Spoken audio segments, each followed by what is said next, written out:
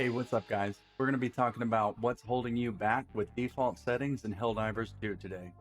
Before we get started, I'm doing 2 giveaways on the channel. The first one is for $10 to get a premium war bond or 1,000 super credits to the winner. To enter, subscribe and like this video. Leave a comment down below with your ship name. Whichever subscriber gets the most likes within the week that this video drops wins. I'll talk about the second $100 giveaway at the end of the video. Everybody knows how often you want to change settings like motion blur in almost every video game that comes out. But in Helldivers 2, the settings that you can change actually hold back your gameplay. The most egregious example of this is when you're cemented in place entering your stratagem command. This is a clip of me using the default keybinds. I end up trying to activate a stratagem, but I just get knocked over by one of the terminids. There's hundreds of ways to die in this game, and standing still doesn't help with any of them. If you don't have an MMO mouse, just change the keys to something that you can do with your right hand. This gives you the ability to kite your enemies with your left hand and enter the command with your right. Doing this on the arrow keys takes a little bit to get used to, but I've done it both ways, with an MMO mouse and the arrow keys. Next thing that we'll talk about is mouse smoothing and mouse acceleration. Both of these things are artificial changes that your computer and Windows try to do in order to change the direct input that comes from your hand. This interferes with the muscle memory that we develop as we play shooter games. You'll be familiar with this if you've played any other competitive shooter game, like Valorant.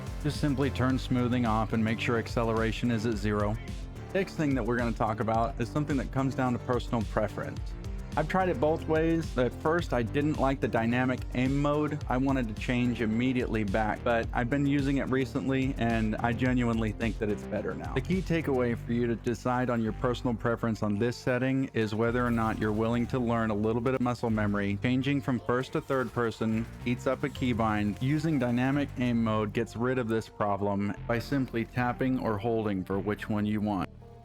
Next thing that we're going to talk about, if you don't already know it, you can hold R and look at the different functions of your weapon. There's a setting in the game that you can save, having the game remember what function you put it on. The railgun is the perfect example for this because it has unsafe and safe mode, as I'm sure you're aware of.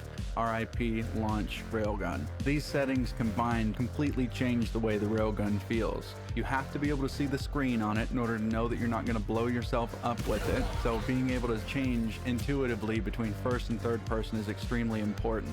Also, if you die, you don't want to have to redeploy your railgun and change that setting every single time you do it. Usually you're going to have a preference and you're going to stick with it. The next setting that we'll talk about is switch weapon on pickup. If you've ever tried to recover a support weapon in the middle of a permanent horde only to pick up an empty gun and have to swap back to something with bullets, you'll know why. Or switch to a grenade launcher after you pick it up from a stratagem only to blow yourself up with it because you forgot that it switched. If you're blonde like me, it can definitely happen. The next item I'll cover is 2-in-1.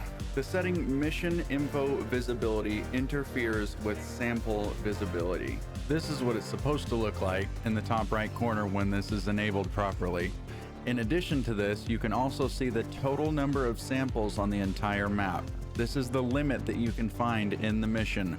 There is not any variance in the number of samples that are in specific missions. Hopefully the developers will fix this weird interaction between these two settings, but for now, we want mission info visibility set to dynamic and sample count on visible. Keep in mind this sample count is for the entire lobby, not just your own. That gives us less of a problem of doing the mental math trying to figure out how many samples we lost when someone dies. Recovering their sample box is super important, especially if you're still on the material grind like I am. With that being said, you can intentionally drop sample containers in a safe spot or on extraction with the X key. Doing this can save you a long recovery trip. The next thing we're going to focus on is changing the way we use our map. Make sure that you press your map key after you stop sprinting in order to keep it up while you're running around. You can stare at the mini map like this and keep an eye out for blips of patrols just like this. In addition to this, we also want to make sure we don't have any keybind conflicts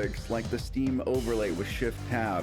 I changed my map key to the F key. Next up is the dive key. I use the spacebar, but keep in mind this is going to ruin the jump pack for you and you'll need a different keybind. One important distinction in the settings is the differentiation between long press, tap, hold, and all of the other options. For me personally, in any game that ever has a dodge, I always change it to spacebar. In order to do this, we're going to take advantage of the different ways the game detects input. I use use hold spacebar to vault and climb, and then I use double tap to dodge. Lastly, making our reticle visible at all times is something that enables us to have 3 different fields of view and aiming modes: blind fire, third person, and ADS. Blind fire is really nice for when you're getting overwhelmed with Terminids. Having our reticle on just gives us accuracy while doing so. That wraps up my thought for the default settings that hold everyone back in this game.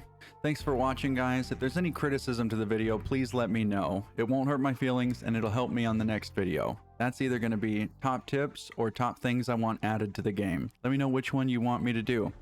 As for the $100 giveaway, that will go to a lucky subscriber when I hit 1,000 subs. Be sure you're subscribed.